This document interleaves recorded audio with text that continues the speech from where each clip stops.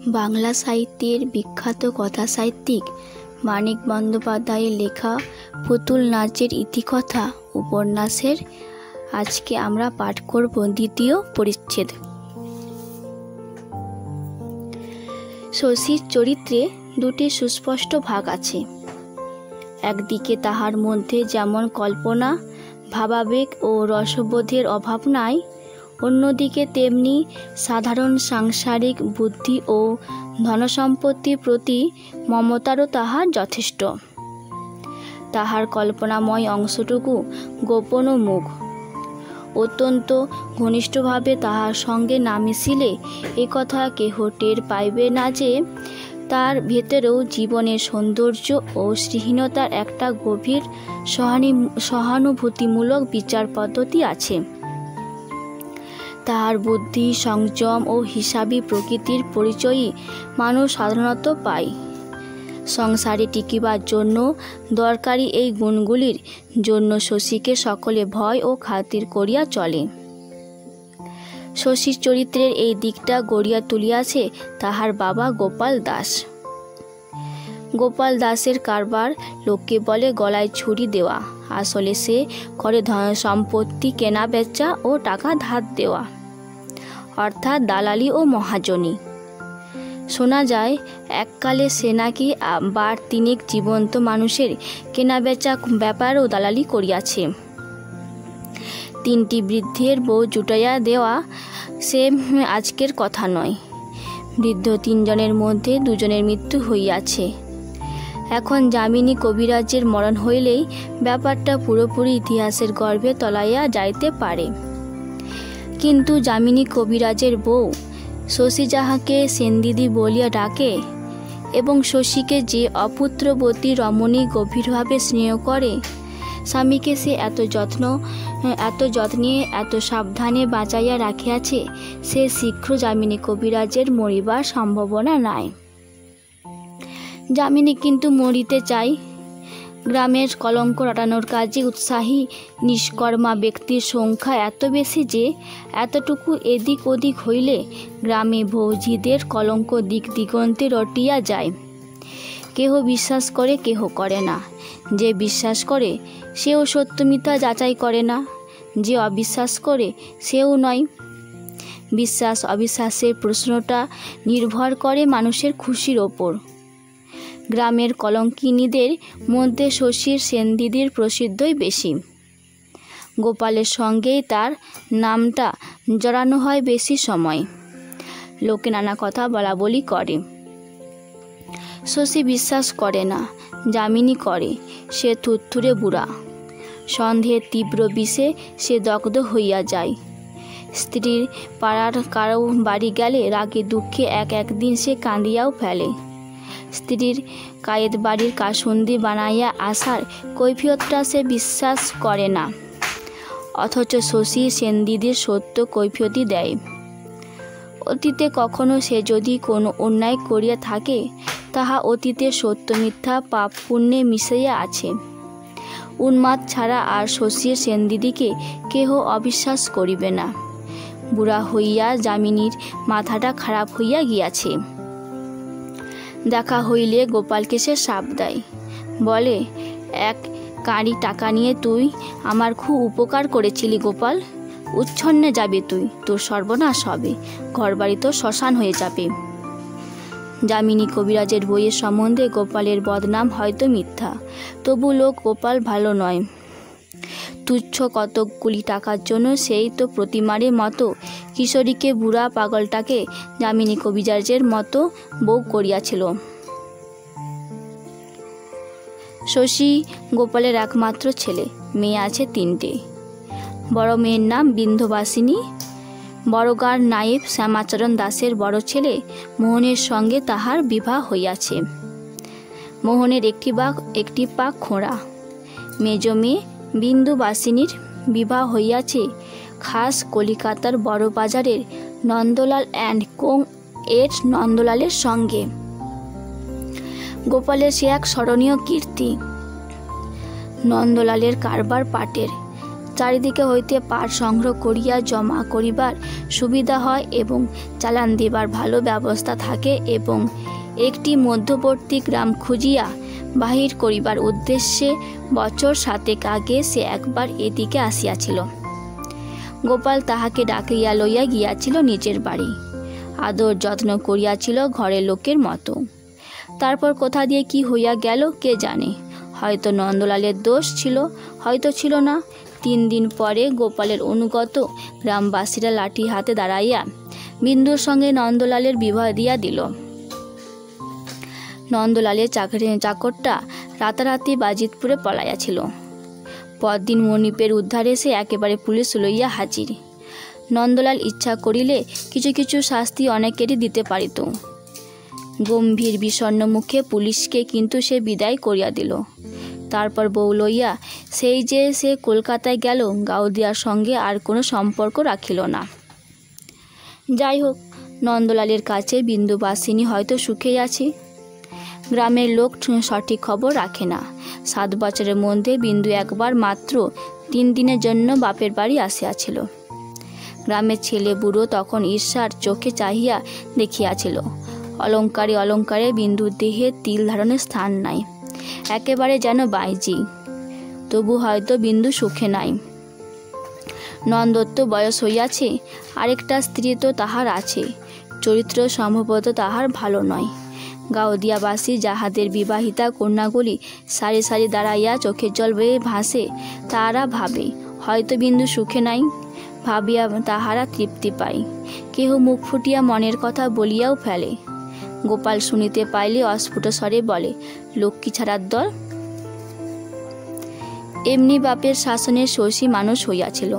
কলিকাতায় মেডিকেল কলেজে পড়িতে যাওয়ার সময় তাহার হৃদয় ছিল সংকীর্ণ, চিন্তাশক্তি ছিল ভোঁতা, রসবোধ ছিল স্থূল। গ্রাম্য গৃহস্থের স্বকেন্দ্রীয় সংকীর্ণ জীবনযাপনের মোটামুটি একটা ছবি ছিল ভবিষ্যৎ জীবন সম্বন্ধে তাহার কল্পনার সীমা। কলিকাতায় থাকিবার সময় তাহার অনুভূতির জগতে মার্জনা আনিয়া দেয় বই এবং বন্ধু। বন্ধুটির নাম কুমুদ, বাড়ি বরিশালে, লম্বা কালো চেহারা, বেপরোয়া খ্যাপাটে স্বভাব। মাঝে মাঝে কবিতাও কুমুদ লিখিত। কলেজে সে প্রায় যাইত না। হোস্টেলে নিজের ঘরে বিছানায় চিত হইয়া শুইয়া যত রাজ্যের ইংরেজি বাংলা নোভেল পড়িত। কথকতার মতো হৃদয়গ্রাহী করিয়া ধর্ম, সমাজ, ঈশ্বর ও নারীর বিরুদ্ধে যা মনে আসিত বলিয়া যাইত, আর টাকা ধার করিতে শশীর কাছে। শশী প্রথমে মেয়েদের মতোই কুমুদের প্রেমে পড়িয়া গিয়াছিল। ওকে টাকা ধার দিতে পারিলে সে যেন বর্তিয়া যাইত। কুমুদ প্রথমে তাহাকে বিশেষ আমল দিত না, কিন্তু অনেক দুঃখ, অপমান, অভিমান চুপচাপ সহ্য করিয়া শশী তাহার অন্তরঙ্গতা অর্জন করিয়াছিল। সেটা তাহার অনুকরণ করার বয়স। এই একটিমাত্র বন্ধুর প্রভাবে শশী একেবারে বদলাইয়া গেল। যে দুর্গের মধ্যে গোপাল তাহার মনকে পুড়িয়া সিল করে দিয়াছিল, কুমুদ তাহা একেবারে ভাঙিয়া ফেলিতে পারিল না বটে, কিন্তু অনেকগুলি জানলা দরজা কাটিয়া বাহিরের আলো বাতাস আনিয়া দিল। অন্ধকারের অন্তরাল হইতে মনকে তাহার বাহিরের উদারতায় বেড়াইতে যাইতে শিখাইয়া দিল। প্রথমটা শশী একটু উদ্ভ্রান্ত হইয়া গেল। মাথা ঘামাইয়া ঘামাইয়া জীবনকে ফেনাইয়া হাঁপাইয়া মানুষ এমন বিরাট ব্যাপার করিয়া তুলিয়াছে। জানিবার এত বিষয়, উপভোগ করিবার এত উপায়, বিজ্ঞান ও কাব্য মিশিয়ে এমন জটিল, এমন রসালো মানুষের জীবন। তারপর গ্রামে ডাক্তারি করিতে বসিয়া প্রথমে সে যেন হাঁপাইয়া উঠিল। জীবনটা কলিকাতার যেন বন্ধুর বিবাহের বাজনার মতো বাজিতেছিল, সহসা স্তব্ধ হইয়া গিয়াছে। এইসব অশিক্ষিত নরনারী, ডোবা পুকুর, বন জঙ্গল, মাঠ, বাকি জীবনটা তাহাকে এইখানে কাটাইতেই হইবে নাকি? ও ভগবান, একটা লাইব্রেরি পর্যন্ত যে এখানে নাই। ক্রমে ক্রমে শশীর মন শান্ত হইয়াছে। সে তো গ্রামেরই সন্তান। গ্রাম্য নরনারীর মধ্যে গ্রামের মাটি মাখাইয়া, গ্রামের জলবায়ু শুষিয়া সে বড় হইয়াছে। হৃদয় ও মনের গড়ন আসলে তাহার গ্রাম্য। শহর তাহার মনে যে ছাপ দিয়াছিল তাহা মুছিবার নয়, কিন্তু সে শুধু ছাপ, দাগা নয়। শহরের অভ্যাস যতটা পারে বজায় রাখিয়া বাকিটা সে বিসর্জন করিতে পারিল। কুমুদ ও বইয়ের কল্যাণে পাওয়া বহু বৃহত্তর আশা আকাঙ্ক্ষাও ক্রমে ক্রমে সে চিন্তা ও কল্পনাতে পর্যবসিত করিয়া ফেলিতে পারিল। এ সুদূর পল্লীতে হয়তো সে বসন্ত কখনো আসিবে না, যাহার কোকিল পিয়ানো সুবাস এথেন্স দেখি না ফ্যানের বাতাস। তবু শশীর মনকে কে বাঁধিয়া রাখিবে? দীর্ঘ জীবন পড়িয়া আছে বিপুল পৃথিবী।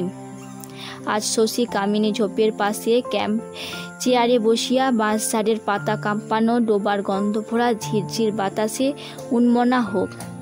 কোলের ওপর ফেলিয়া রাখা বইখানা দুটি মলাটের মধ্যে কাম্য জীবনটা তাহার আবদ্ধ থাক। একদিন কেয়ারি করা ফুল বাগানের মাঝখানে বসানো লাল টাইলে ছাওয়া বাংলোই শশী খাঁচার মধ্যে কেনারি পাখির নাচ দেখিবে। দামি ব্লাউজে ঢাকা বুকখানা শশীর বুকের কাছে স্পন্দিত হইবে। আলো গান হাসি আনন্দ আভিজাত্য কিসের অভাব তখন থাকিবে শশীর? কায়েত পাড়ার পথে 3 ভাগ অতিক্রম করিয়া গেলে শশীর বাড়ি। হারুর বাড়ির পথের একেবারে শেষে এই হারু ঘোষ, খালের ধারে বটগাছের তলে যে সেদিন অপরাহ্নে বজ্রঘাতে মরিয়া গিয়াছে। মতির জ্বর কমে নাই। সন্ধ্যার সময় শশী তাহাকে দেখিতে গেল। সারাদিন শশীর সময় ছিল না। সন্ধ্যার সময় হারুর বাড়িতে প্রদীপ জ্বলে নাই। হারুর বউ মোক্ষদা, হারুর ছেলে পরাণের বউ কুসুমের ওপর ভারী খাপ্পা হইয়া উঠিয়াছিল। ব্যাপারটা বুঝিয়া দেখো। গৃহস্থ বাড়ি, সন্ধ্যা আসিয়াছে, বাড়িতে একটা বউ আছে, অথচ সন্ধ্যাদীপ জ্বলে নাই। গলায় দড়ি দিয়া বউটা মরিয়া যায় না কেন? কুসুম গিয়াছিল ঘাটে, ফিরিয়া আসিয়া জলের কলসি নামাইয়া ধীরে সুস্থে সে কাপড় ছাড়িল। তারপর জ্বালিতে গেল প্রদীপ। তাহার নির্লজ্জ ধীরতা মোক্ষদাকে একেবারে খেপাইয়া তুলিল। কুসুমের হাত হইতে প্রদীপটা ছিনাইয়া লইয়া রান্নাঘরে গিয়া উনানে পাটখড়ি ধরাইয়া সে প্রদীপ জ্বালিল। তারপর তাড়াতাড়ি পার হইতে গিয়া শুকনো উঠানে সে কেমন করিয়া পড়িয়া গেল কে জানে। কুসুম হাসিয়া উঠিল সশব্দে। তারপর আঁচলটা কোমরে জড়াইয়া মোক্ষদাকে আর কোলে শূন্যে তুলিয়া শোবার ঘরের সামনে দাওয়ায় নামাইয়া দিল। 23 বছরের বাজা মেয়ে, গায়ে তার জোর কম নয়। কিছুক্ষণ বাড়িতে আর কান পাতা যায় না। মোক্ষদা গলা ফাটাইয়া সাঁপিতে থাকে। ছেলে কোলে বুচি ব্যাপার জানিতে আসিলে ছেলেটা তাহার জুড়িয়া দেয় কান্না। ওদিকের ঘরে বুচির মুমূর্ষু পিসি বিছানায় উঠিয়া বসিয়া আর্তস্বরে বলতে থাকে, কি হলো রে ও বুচি, ওলো কুসুম, কি হলো রে? হে ভগবান, কেউ কি সাড়া দেবে? বড় ঘরের অন্ধকারে মতি শুইয়াছিল। সেও তাহার ক্ষীণ কণ্ঠ যতটা পারে উঁচুতে তুলিয়া ব্যাপার জানিতে চায়। অবিচলিত থাকে শুধু কুসুম। দাওয়ার নিচে খানিকক্ষণ চুপচাপ দাঁড়াইয়া সে মোক্ষদার গাল শোনে। তারপর রান্নাঘর হইতে একটা জ্বলন্ত কাঠ আনিয়া ঢুকিতে যায় শোবার ঘরে। আঘাতের বেদনা ভুলিয়া মোক্ষদা হাও মাও করিয়া ওঠে। ও কি লো বউ, ও কি, ঘরে দৌড়ে আগুন দিবি নাকি? আগুন দেব কেন মা, পিল সুচের দ্বীপে জ্বালবো। উনুনের কাঠ এনে দ্বীপ জ্বালবি? দেখ বুচি দেখ, মেলেচ্ছ হারামজাদি ঘরের মধ্যে চিতা জেলে দিতে চলল, চেয়ে দেখ। কুসুম চোখ পাকাইয়া বলে, গাল দিও না বলছি, অত করে দিও না। আম পাতা দেখছো না হাতে? কাঠ থেকে যদি দ্বীপ জ্বালবো, পাতা নিয়ে যাচ্ছি কি চিবিয়ে খাবো বলে নাকি? মোক্ষদা গলা নামিয়া বলে, গাল তোমায় আমি দিইনি বাছা, দিয়েছি বুচিকে। কুসুমকে এ বাড়ির সকলে ভয় করে। এই বাস্তুভিটাটুকু ছাড়া হারু ঘোষের সর্বস্ব কুসুমের বাবার কাছে আজ বাঁধা আছে 7 বছর। একবার গিয়া কাঁদিয়া পড়িলে সে দিবে নালিশ ঠুকিয়া। এরা সব তখন যাইবে কোথায়? তাই বলিয়া কুসুম যে সব সময় বাড়ির লোকগুলিকে শাসন করিয়া বেড়ায় তা নয়, বরং অনেকটা সে নিরীহ সাজিয়াই থাকে। বকাবকি করিলে সব সময় কানেও তোলে না। নিজের মনে ঘরের কাজ করিয়া যায়। কাজ করিতে ভালো না লাগিলে খিড়কি দরজা দিয়া বাহির হইয়া গিয়া তালবনে তালপুকুরের ধারে ভূপতিত তালগাছটার গুড়িতে চুপচাপ বসিয়া থাকে। উনানে ডাল ভাত একটা কিছু চাপাইয়া হয়তো যায়। বাড়ির লোকে তাহার অনুপস্থিতি টের পায় পোড়া গন্ধে। মেজাজের কি তার হদিশ পায় না।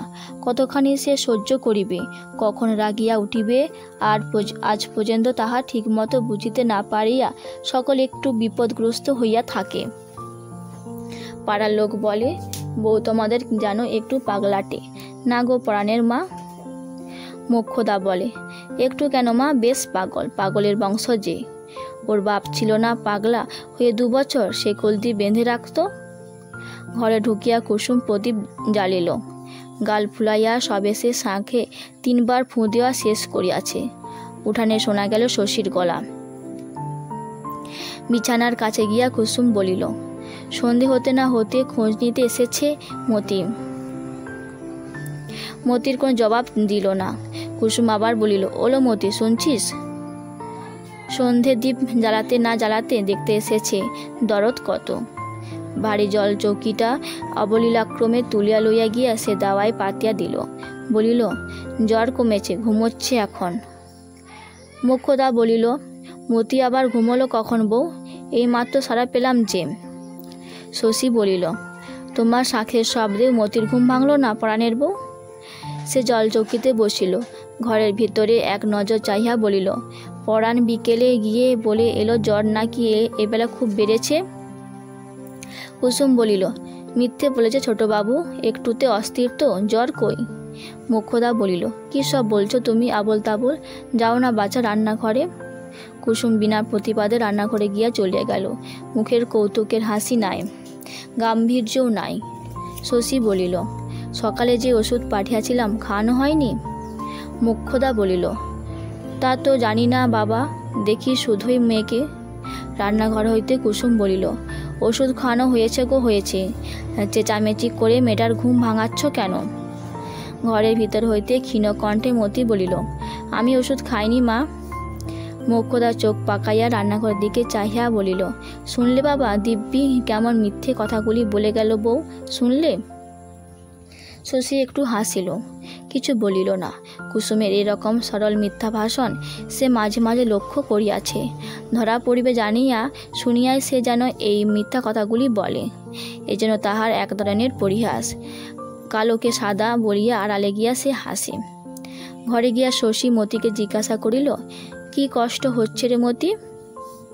মতি তাহা জানে না। সে আন্দাজে বলিল, গা ব্যথা হচ্ছে ছোটবাবু, চেষ্টা পেয়েছে। পিসিকে শান্ত করিয়া বুঝিয়া আসিয়াছিল। বলিল, আজ বড় কেসেছে ছোটবাবু সারাদিন।